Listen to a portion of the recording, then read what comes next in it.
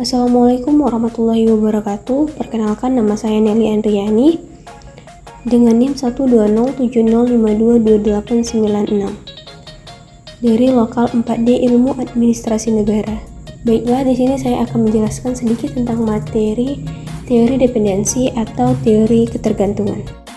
Nah, pertama kita akan membahas apa itu ketergantungan.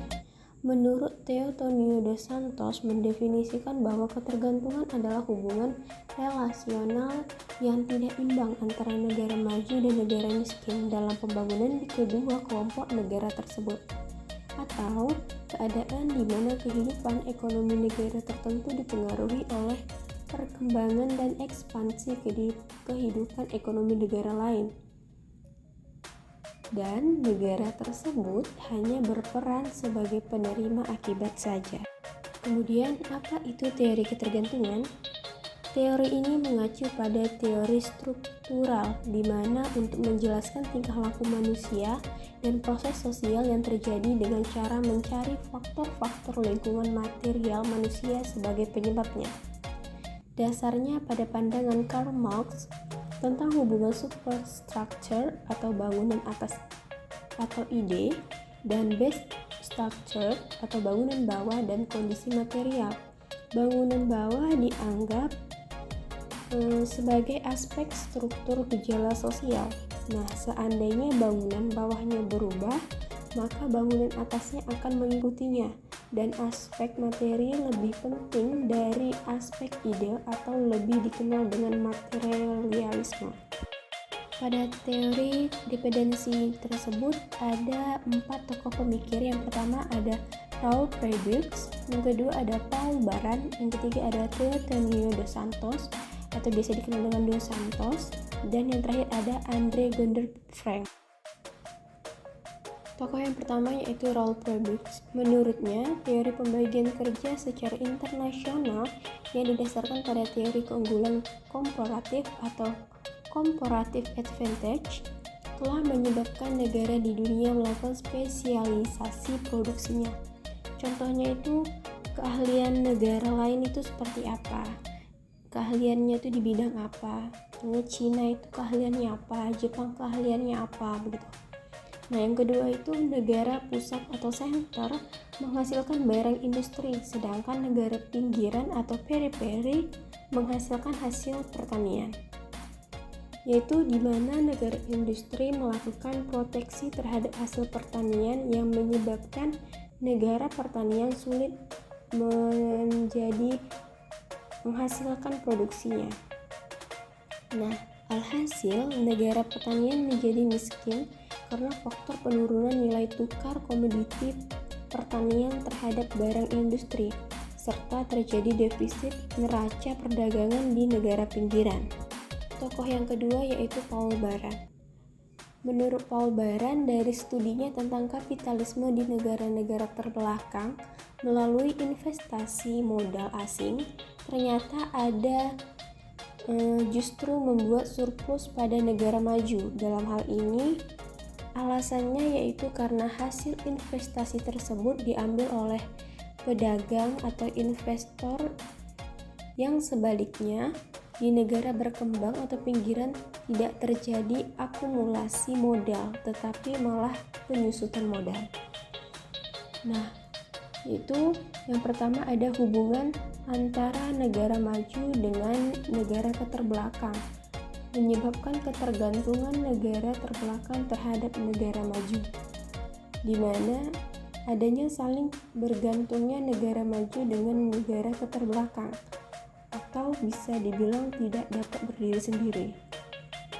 Yang kedua ada sistem ekonomi kapitalis dan imperialisme yang menyebabkan keterbelakangan negara berkembang. Yang ketiga ada surplus ekonomi dari industri kapitalis asing di negara berkembang dibawa ke negara maju. Yang keempat ada kapitalis asing sering menggandeng tuan tanah dan pedagang konglomerat di negara berkembang. Maksud dari tuan tanah di sini yaitu kelompok masyarakat yang memiliki tanah yang luas di pedesaan di mana dia merupakan produsen dari hasil pertanian yang dapat diekspor. Kemudian selanjutnya ada pemerintah biasanya mensupport kapitalis asing. Yang terakhir itu ada rakyat kecil yang dirugikan. Nah, tokoh yang ketiga itu ada Dos Santos.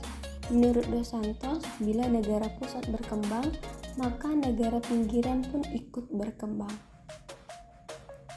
Nah, ada 3 macam ketergantungan menurut Dos Santos. Yang pertama itu ada ketergantungan kolonial, yang merupakan ketergantungan yang terjadi dikarenakan adanya kekuatan-kekuatan kolonial untuk memonopoli perdagangan serta tanah, pertambangan, dan tenaga kerja, di mana kapitalis finansial dan perdagangan di bawah otoritas negara penjajah. Monopoli perdagangan untuk melengkapi monopoli negara penjajah, dan yang akibatnya yaitu ekonomi domestik ditentukan oleh kebutuhan ekspor.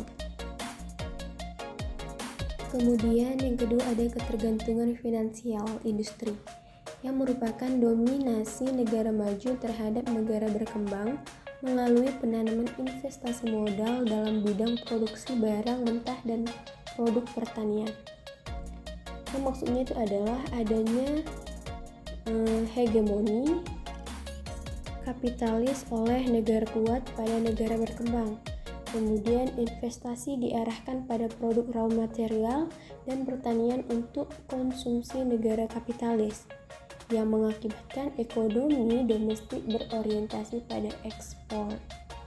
Nah, yang terakhir itu ada ketergantungan teknologi industri, yaitu terjadi dikarenakan perusahaan-perusahaan multinasional mencari ceruk pasar dengan membuka industri di negara tersebut. Namun, perlu diketahui kebutuhan negara bahwa secara teknis negara tersebut tidak memproduksi sendiri barang yang dibutuhkan karena produksi tersebut sangat bergantung pada adanya perusahaan multinasional dari asing. Nah, kehadiran dari multinational corporation, negara berkembang itu menyewa hak paten terhadap produk dari negara maju, dan investasi diarahkan untuk pemenuhan pasar dalam negeri di negara keterbelakang, di mana negara terbelakang sangat memerlukan investor dari berbagai negara maju untuk memperbaiki kondisi keadaan negara tersebut. Perkembangan industri tergantung fluktuasi neraca pembangunan, yang kemudian monopoli teknologi di negara maju bayar sewa yang berupa hak paten, yang artinya ada surplus ekonomi dari negara berkembang ke negara maju. Dan tokoh yang terakhir itu ada Andre Gunder Frank. Menurutnya, keterbelakangan di negara berkembang karena adanya hubungan ekonomi dengan negara maju. Keterbelakangan merupakan produk struktural ekonomi kapitalis global. Kapitalis asing bekerja sama dengan elit politik dan pengusaha domestik yang berarti mengorbankan kepentingan masyarakatnya. Kemudian pembangunan ekonomi akan menguntungkan kapitalis asing, elit politik, dan kelompok-kelompok pengusaha. Dan tidak ada trickle down effect. Menurut Frank, teori dependensi akan mengakibatkan negara metropolis akan semakin maju, sedangkan negara pinggiran akan mengalami ketertinggalan. Namun demikian, Frank memiliki dan melihat terdapat dampak lain yang muncul akan adanya ketergantungan antara pemodal asing dengan borjuasi lokal, yang selanjutnya menyebabkan eksploitasi tinggi terhadap rakyat sehingga kesejahteraan dari adanya surplus ekonomi tidak dapat dirasakan secara merata. Untuk meminimalisir adanya ketergantungan dengan negara metropolis, Frank menyarankan agar negara satelit perlu meninjau ulang hubungan yang terbangun antara keduanya. Frank menilai negara satelit perlu mengambil langkah berupa meninjau ulang hutang-hutang yang dengan negara metropolis, berupaya melakukan industrialisasi secara mandiri, membatasi impor teknologi dan negara pusat. Baiklah, di sini ada contoh studi kasus. Yang pertama itu ada banyaknya restoran-restoran asing yang ada di Indonesia seperti KFC, McDonald's, Burger King, Pizza Hut, dan lain sebagainya, di mana masyarakat memilih makan di tempat tersebut karena dirasa itu adalah hal yang berkelas dan menyebabkan banyaknya masyarakat Indonesia berpihak pada restoran siap saji tersebut karena hanya untuk meningkatkan eksistensi semata. Dalam hal ini dapat disimpulkan bahwasanya kalau makanan di rumah makan atau warung-warung kecil lainnya hanyalah untuk orang-orang pinggiran. Dengan demikian akan membuat omset di negara sendiri menurun, dan yang terkena imbasnya adalah masyarakat yang memiliki usaha kecil menengah atau UKM. Kemudian contoh yang kedua yaitu pada tahun 2016, yaitu adanya skandal Indonesia dengan Tiongkok, di mana Indonesia harus berhati-hati agar tidak terseret dalam kolonialisme gaya baru yang dicengkram Tiongkok melalui berbagai proyek mereka, termasuk pemberian hutang sebagai modal pembangunan infrastruktur yang dikerjakan oleh tenaga kerja mereka juga.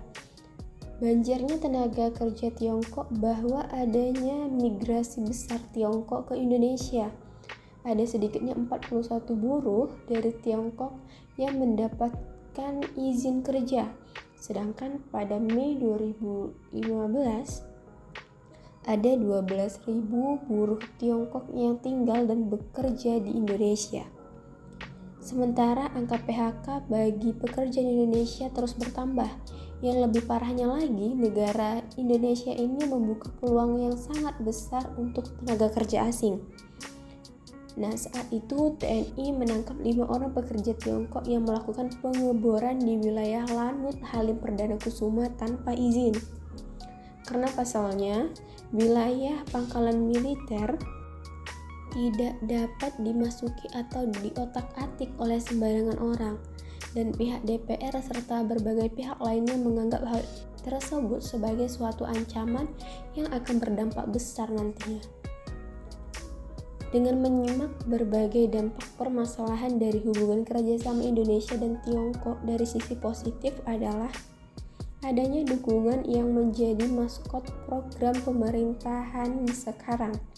Namun sebaliknya juga kita tetap mewaspadai dampak negatif semata, di mana perangkap hutang dapat membuka peluang campur tangan asing terhadap kebijakan dalam negeri Indonesia dan mengganggu kedaulatan negara kita sendiri. Baiklah, hanya itu yang dapat saya jelaskan tentang teori dependensi atau ketergantungan tersebut. Terima kasih kepada teman-teman yang sudah menyaksikan dan menyimak video ini. Lebih dan kurang saya mohon maaf. Wassalamualaikum warahmatullahi wabarakatuh.